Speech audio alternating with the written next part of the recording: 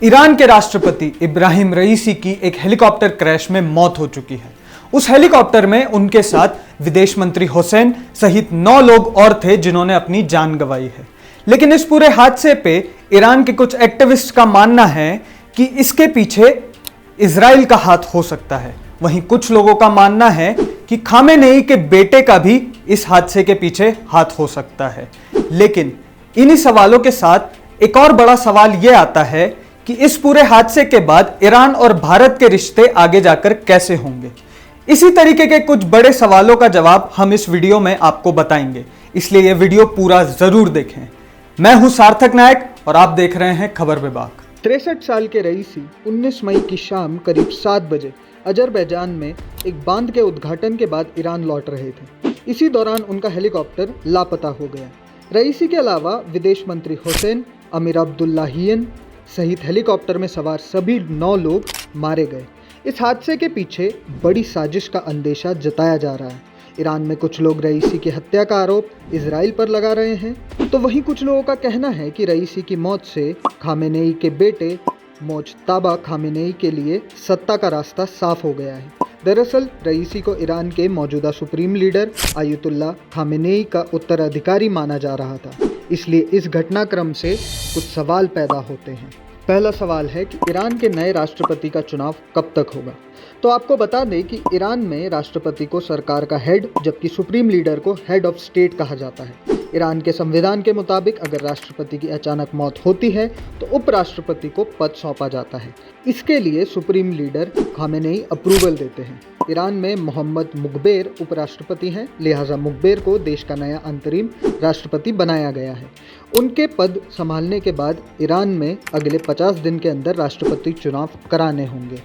दूसरा सवाल है कि क्या रईसी की मौत से ईरान में राजनीतिक संकट और सत्ता की लड़ाई शुरू होगी। मीडिया रिपोर्ट्स के मुताबिक जानकार मानते हैं कि रईसी की मौत के बाद ईरान की विदेशी या घरेलू नीतियों पर ज़्यादा असर नहीं पड़ेगा।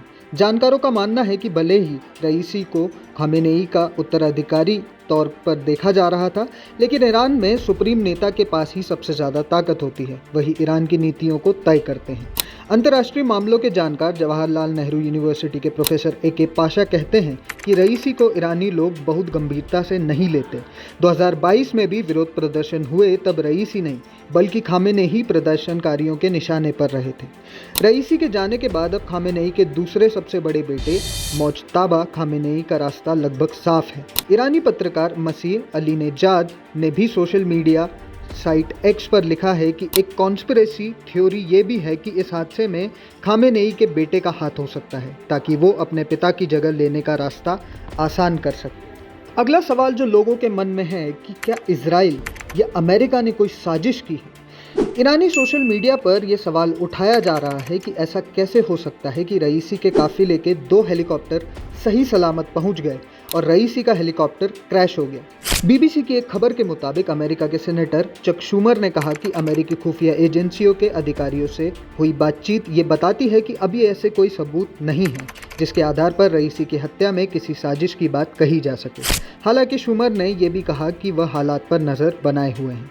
अमेरिकी राज्य फ्लोरिडा के सांसद माइकल वॉल्ट्स ने रईसी की मौत पर खुशी जताई। उन्होंने कहा कि ये अच्छी बात है कि हमें उनसे छुटकारा मिल गया। उन्होंने मानवाधिकारियों की हत्या की थी। माइकल वॉल्ट्स ने अंदेशा भी जताया कि ईरान इस घटना के लिए अमेरिकी और इजराइल को जिम्मेदार ठहरा सकता है। प्रोफेसर AK पाशा का कहना है कि चीन के अखबार ग्लोबल टाइम्स ने दावा किया है कि इजराइल ही रईसी की हत्या में शामिल है। हो सकता है कि उन्हें कुछ और इनपुट्स मिले हों। हालांकि अभी ये सिर्फ आशंकाएं हैं कि मोसाद, CIA या अजरबैजान ने रईसी की हत्या की साजिश रची हो। अब एक सवाल ये भी उठ रहा है कि इजराइल हमास जंग को लेकर अब ईरान का रुख क्या रहेगा। इजराइल और ईरान साल 1979 तक एक दूसरे के सहयोगी हुआ करते थे। 1979 में ईरान में इस्लामिक क्रांति हुई और देश में जो सरकार आई वह विचारधारा के स्तर पर इजराइल की घोर विरोधी थी। अब ईरान इजराइल के अस्तित्व को स्वीकार नहीं करता और उसे पूरी तरह खत्म करने की वकालत करता है। इजराइल भी मानता है कि ईरान उसके अस्तित्व के लिए खतरा है। इजराइल का कहना है कि ईरान फिलिस्तीनी हथियारबंद समूहों और लेबनान में शिया गुट हिजबुल्लाह को फंड करता है। बीते अप्रैल में कथित तौर पर इजराइल ने सीरिया की राजधानी दमिश्क में ईरान के वाणिज्य दूतावास पर हमला किया।